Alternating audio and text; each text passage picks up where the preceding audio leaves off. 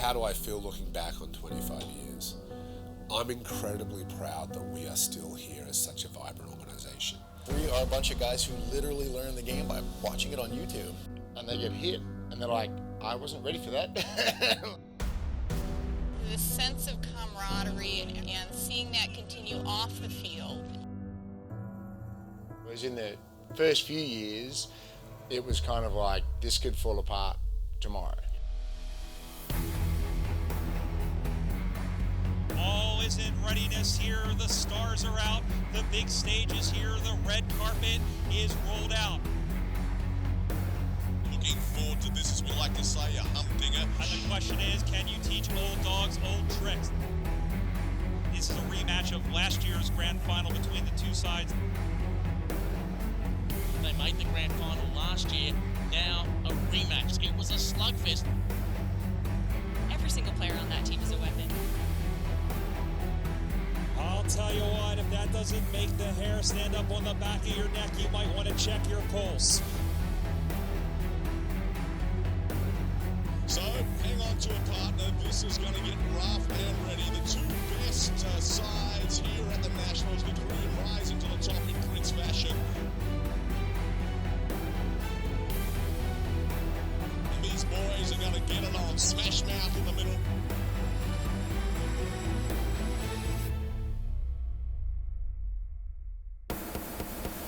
And a fantastic mark in front by the number 12. For the air, Coleman went for it. Look out, here comes trouble. Sportscast, crash boom opera out of the middle. Everyone goes down and gets funky. Saying, calm it down. We got this. Let's take some good marks. Let's play some clean footy. That's where we shine. And the umpire says, I may need to shovel the scraper off the ground. Messiah says, give me that ball. And she took it away. He tosses it to the heavens and the glamour and says, go after it, my daughters, and play footy. A bit inexperienced, a little bit probably nervous and over anxious. You've got to keep it plugging away, it'll come. And oh, big tackle put in there, but it was high, just a little high around the shoulders. Taken by the 24 for Minnesota. Freeman in the score. Here's the number 23. He's taken, played on, shoots and scores! That is, we have some new kids on the block with regards to USAFL Nationals. I love the fact that all these Americans love this sport.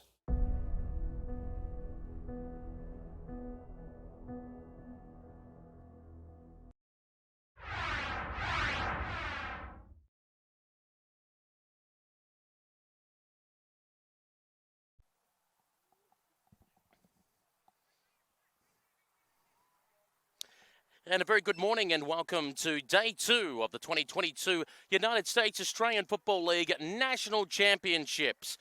In Norco, California, this is the Silver Lake Sports Complex.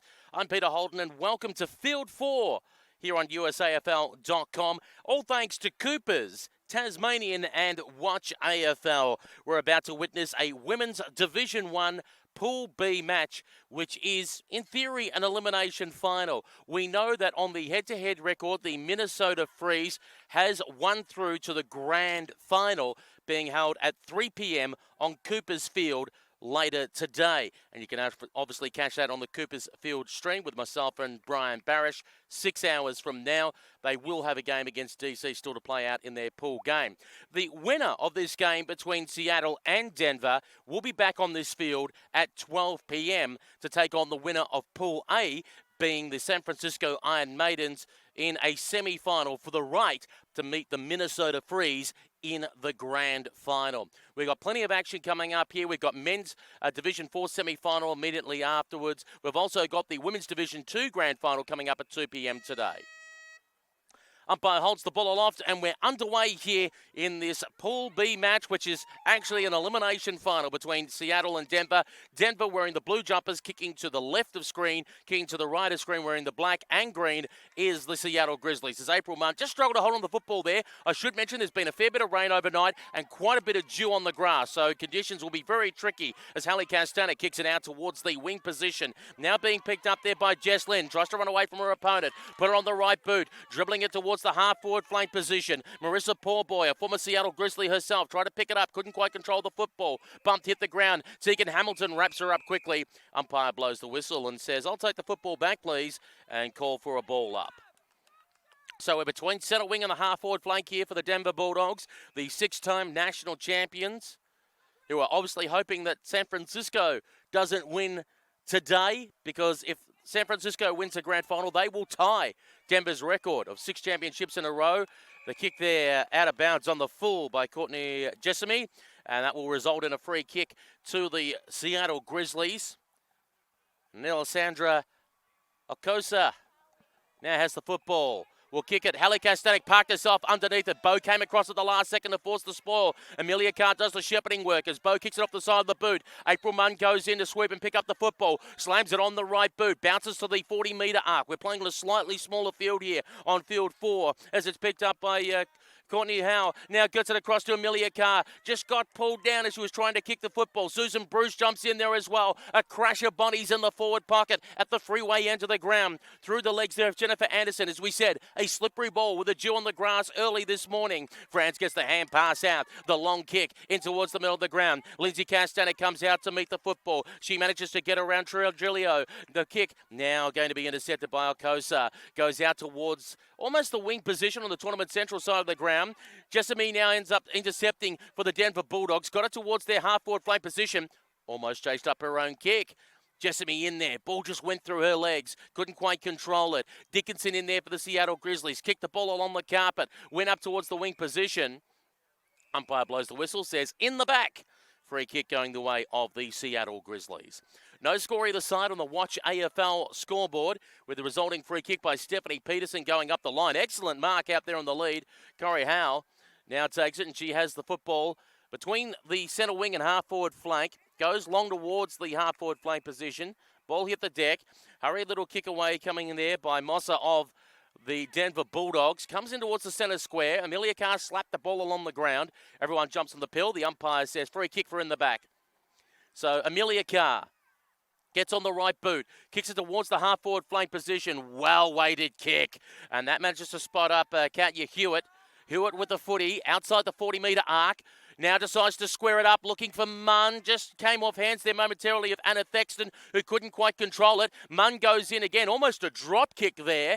Gained about 10 metres, but was going sideways. And a chance now for the Bulldogs to try and come out of defence. It was quickly thrown onto the left boot. 1 or 2 bounces right in front of the Bulldogs interchange bench. Tegan Hamilton is rushing madly there for the Seattle Grizzlies. Soccer skills there by Benitez for the Denver Bulldogs. Marissa Poorboy is trying to hustle and hustle. Lindsay Castanek went in there. Poorboy got it.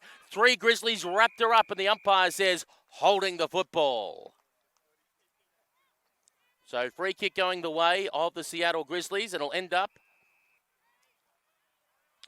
by the look of it, with number 25.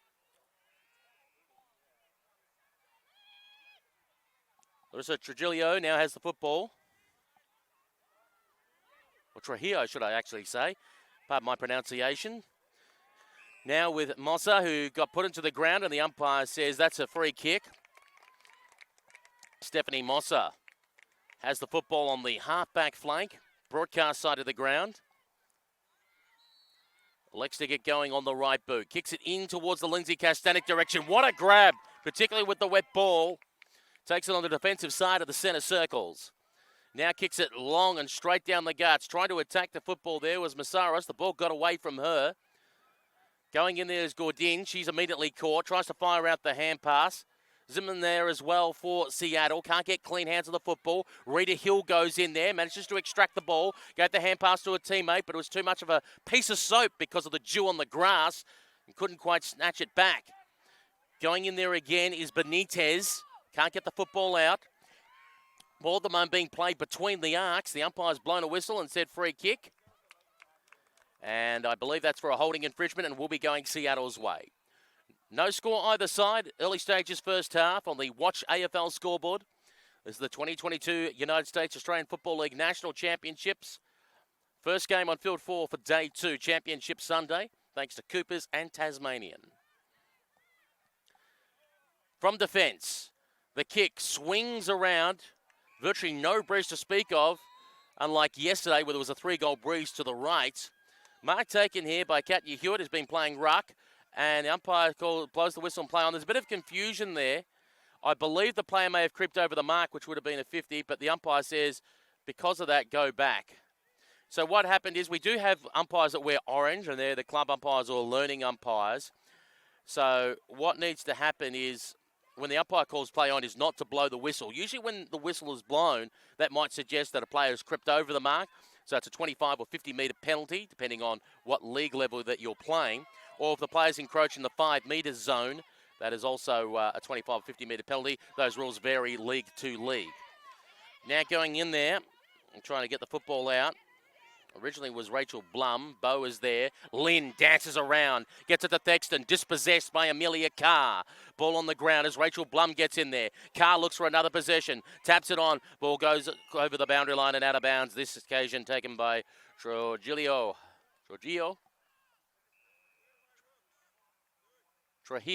I'll get that correct. I do struggle with the pronunciations. My apologies. We don't actually, like normal Aussie rules commentators, get teams days in advance, and we have all the stats and age and height and weight and all of that detail. We literally get our team sheets 10 minutes before a game starts. So we do apologise if we do have a little trip up or two on the pronunciation. Thexton kicks around the corner. Masher gives the ball off to Kastanek. Lindsay Kastanek puts it into a dangerous position for Wilson Humphreys. Wilson Humphreys kicks it towards the top of the goal square. Soccer skills by Marissa Poorboy, but the umpire says it has clipped the PVC piping, but it is the first score of the game. 1 behind for Denver, Seattle yet to score. At Seattle 0, Denver 1. Here in the first half, about 7 minutes gone. And one of the players is down behind play. And it is a Seattle player who has been collected and is feeling a bit worse for wear at the moment. They're just waiting for assistance, and unfortunately, no medical assistance has run out there. It's a Seattle player, and that is a concern when no one has run out, no trainers, because obviously health and safety is paramount. She'll get up, I think it's Gordine, and she's feeling worse for wear. Let's hope it's not a concussion or anything like that, but they are suggesting that she goes to the medical tent, and let's hope that it's just a bit of a knock or a stinger and that she'll be okay immediately afterwards. So 1 behind for Denver, no score yet for Seattle. As we're now joined in the commentary box by some royalty of the United States Australian Football League. Powered by Starbucks by the look of it. She's got a coffee in hand. A very good morning to Lawrence Kuznechny of the Portland Sockeyes. Good morning. Wow, royalty. Yeah, a combination of 2 football games and a toddler and eating coffee a few minutes late. Thanks for your patience, Peter. No worries at all. Great to have you, Schnitz, as April Munn kicks the ball in towards the middle of the ground looking for Amanda Bowe. Getting in there is Slimp there as well for Seattle. Almost a bit of a head high there with the knee. The umpire blows the whistle and asks for a free kick. It'll be taken by Bowe. Bowe kicks it out towards the half-forward flank position. Mark taken out there. They're screaming the call to go forward. And I think they were trying to bring Anna Thexton back. No, Anna Thexton went over the mark. So that is, I believe, if I'm correct, it's a 25-metre penalty at the USAFL. Yeah, it's still called a 50, but obviously fields are a little bit smaller, so interpreted a little bit differently. But definitely pushes it to a good advantage for Seattle. And now kicks it to April Munn, who works into some beautiful space and takes the mark.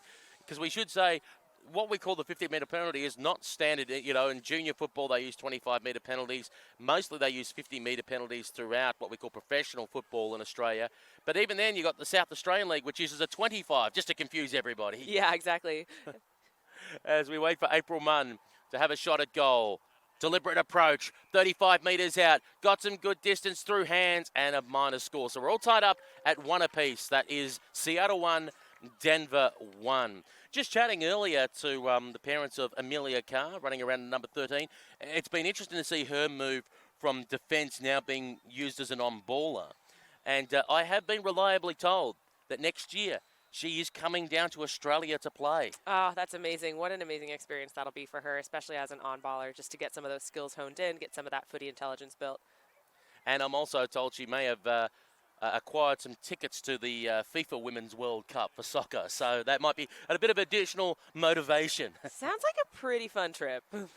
Here's the kick that's going to swing in. Oh, it's dropped there by the player in Wilkinson for the Denver Bulldogs. Also fighting in there is Hewitt for the Seattle Grizzlies. Hurry kick out of there looking for Jessica Lynn. Lynn just couldn't quite hang on to it. She was bumped in the contest. Anderson now for the Seattle Grizzlies. Potts been to a good spot, but no one could really run onto the football, though. They're throwing the arms out as Susan Bruce tries to lay the tackle, and the umpire will call for a ball back. I mean, if you think this game is hard for either side, they've got to get back up again 2 hours after the game finishes to take on San Francisco in a semi-final. Yeah, it's definitely a schedule that's favoring San Fran this morning. That's going to be a tough ask, especially after playing a game like this where the ball is definitely getting a little bit wet from the dew on the ground, hard-hitting footy. Hewitt now has the football, gives off the hand pass, running player coming through. Am I getting the pronunciation correct? Trujillo? Trujillo, I think? Trujillo, thank you. Sorry if that's not it, Liz. With a J and 2 L's in there, where you normally roll the L's off the tongue. You go, no, that's Spanish surname, so it sounds like a Y. Bow off the ground, swings it around to the left, and it hits the point post. And for those watching online for the first time, if you hit the point post, if it bounces into it, that means it's out of bounds throw in. If it hits the point post on the full, that's a 2 outer post, that means it's a free kick to the opposition. I think that confuses everyone. Like, they see soccer and they go, oh, isn't it play on? Or like football, American football, isn't it a double doink? Doesn't it, still count? Yeah, someone, our coach Phil actually explained it well, that if you hit the post, it's kind of the step down from the thing before. Here's the kick now in towards. That's actually a perfect way of explaining it. I like that. Now it goes across to number 6 in Benitez. He couldn't hold on to the football. Lynn was there as well. And off the side of the boot with Trujillo. Trujillo puts it down the throat of April Munn, who's looking dangerous in the forward line here for the Seattle Grizzlies. Swings around on the right boot. Gains some distance towards the top of the goal square. No one can hang on to it. Trying to jump in there, Corey Howe. And the umpire blows the whistle and again will call for a ball up. Let's put your coaches' hats on, Snitz. What's your instructions to the side as you come out into the first game in the morning and what you see is dew on the grass? Yeah, I'd say still maintain that discipline in that space. It's really easy when the ball's bopping around there to get sucked into the contest, but what you end up with that is just a bunch of players standing around with not much to do, so you still have to maintain that discipline, be ready for that ball to pop out, especially the back, and you can get a foot on it. Bunch of players standing around with not much to do. I think they call that North Melbourne in the AFL men's. Here's the kick. They will go and be picked off. I think I've got a couple of angry Kangaroo supporters. They'll be texting me now going, what do you mean? Now going in there, Susan Bruce is thrown into the ground and the umpire says that's holding the football. And that's a free kick going the way there of Katya Hewitt, who I think may be new to the game. It's the first time I've seen her, and they've used her in the ruck, and she's been a very good mobile ruck for Seattle. Yeah, Katya. Yeah, it's primarily working as a ruck. Apparently taking a leadership role on the team this year really quickly, so that's great for her. Corey Howe off the side of the boot. The ball is dribbling. Will it sneak through for a point? It does, and that gives Seattle the lead. Seattle 2, Denver 1. Seattle 2, Denver 1. And it's kind of amazing in a way that we have this pseudo-elimination final between these two sides to play San Francisco, because it's been these two sides that have squared off against San Francisco in the past 5 grand finals. Yeah, you certainly see a lot of the same names around Denver, Seattle, San Francisco. It's nice to see Minnesota squeaking in this year to take some of those higher seeds. So it'll be exciting to see how it all pans out. Lindsay Kastanek takes the mark in the back pocket, and the umpire says a 25-metre penalty for sneaking over the mark, so player will be marched up the line. Lindsay Kastanek will be now just off the defensive edge of the goal square. And talking about Minnesota, I was speaking to Ray Hale from the Minnesota Freeze just late yesterday as Hewitt tries to come away with a hand pass. Now to Amelia Carr, who wanted to jump in there all over the back of Jessica Lynn. The umpire said it was fair play on. Hewitt tried to get out a hand pass, wanted to get in there Alcosa. Now the hurry kick by Jessamy gets it almost inside the 40-metre arc. Oh, yeah, it does. It bowls past Latia Holmes, who couldn't quite read the ball on the dewy grass. Masha tried to get out a hand pass, didn't work out. Anderson was there for Seattle. Now quickly into Amelia Carr. Carr kicks around the corner. Dispossessed by her own player there, Jessica Lynn, as she went in. Got it out to Anna Thexton. Thexton quickly put it on the boot. Went sky high with the kick. Mark dropped there, trying to put the hands up the Seattle player. Couldn't hang on to it because of the dewy ball. Latia Holmes is going to call for it. Stop prop. Put it on the right boot. Going up the line. Was trying to find Hewitt. Couldn't hang on to it, but doesn't matter. Had a teammate who popped it in towards the middle of the ground. Looking for April Munn. Just couldn't quite read the bounce of the ball correctly. On the deck, Kastanek. That's Hallie Kastanek goes in there. The umpire says too high. Yes, with the Minnesota Free speaking to Ray Hale, they said that they hadn't actually played an opponent this year, so people had underestimated them. But they do say they're scheduled next year. They've already talked to Calgary. They're coming up to their tournament in July.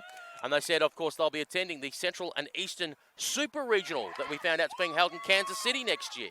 Yeah, I'm hoping that Portland maybe will sneak into one of those tournaments as well, playing against the Calgary side there, too. It's just so great to see the women's game coming back and getting some of these tournaments on the schedule well in advance. It's tough to travel these days, but that warning, that advance warning is really great. Liberatore now puts into a dangerous spot 15 metres out from the Denver Bulldogs goal. There's a crash of bodies and it's Latia Holmes that comes out with the football. She tried to give it across to Alcosa. The ball got away from her. Good tackle laid on, bringing down Sules. And the umpire says holding the football, free kick to Seattle. They do expect at that Central and Eastern tournament, when they're talking about sides that may be travelling, whether it be full or part teams, Minnesota said they will be looking forward to coming up against New York, DC, Philly, Columbus, and Texas coming up with a side. Yeah, it's great to just be able to play different opponents, especially the women's comp, which has been small but steadily growing, especially pre-COVID. It's just nice to get a nice mix of opponents. That's why coming to nationals is so great. You play new faces. Umpire blows the whistle and awards the mark going the way of the Denver Bulldogs. Jay Soles just feeling a little bit worse for wear there, cramping up a bit. Now swings around on the right and will put it high, only for Latia Holmes to read the ball well. Yeah, you probably don't want to put it into her in the area of Latia Holmes there. She's got a pretty good shot at getting it if it's within a 5-foot radius. Rachel Blum now takes the mark, and she is on the defensive 40-metre arc. Half-back flank on the broadcast side of the ground. As she looks for some options, might get the hurry up from the umpire soon, and kicks it in the Hewitt direction. Went for the tallest target that she could find. Brought to ground by Thexton. Hurry kick out of there, spoiled immediately, Trujillo. Now the kick off the side of the boot. Now, if it ricocheted off a body, it means it's out of bounds throw in, but according to the umpire, no, it was just a shank off the side and free kick. Have you been loving learning the terminology like shank and shocker and all of that? Oh my gosh, yes. And being married to an Australian, sometimes he comes up with things that I'm pretty sure he just makes up and aren't real Aussieisms, but it's sometimes hard to tell the difference. Believe me, he talks in Tasmanian, which is a completely different language altogether. As now going in there is Hewitt. And hello to our sponsors, Tasmanian, by the way. Of course, a lovely part of the world. Going in there is Tegan Hamilton. She couldn't get the football. In goes Amelia Carr. She goes crashing over players. Trying to put the hands up there, Liberatore. Liberatore went again, lost her footing. Now the kick in towards the centre square. Franz tries to get front position. Picks up the football. Hand pass out. No one really to go to. It just went into open space. Liberatore got through. Got the kick around the corner to get past Carr. Was trying to do the smothering work. Liberatore might want to go again, but it's Dickinson that kicks the ball off the carpet. Marissa Poorboy got pulled down as she tried to get her kick away. Still at centre half forward here for Denver. Hand pass coming out by Hewitt. Ball on the ground. Who's going to try and get clean possession? Because at the moment it's been kick, smother, kick, smother, kick, smother. Now it's with the hands of Anderson. They'll kick it long up the line this time through Stephanie Peterson. Running out to try and meet the football there. Corey Howe. Numbers with Seattle as they move it forward. A long kick towards centre half forward. But here comes Susan. Don't bring me down, Bruce, and puts it on the right boot. Goes out towards the wing position on the tournament central side, but an easy mark to Seattle.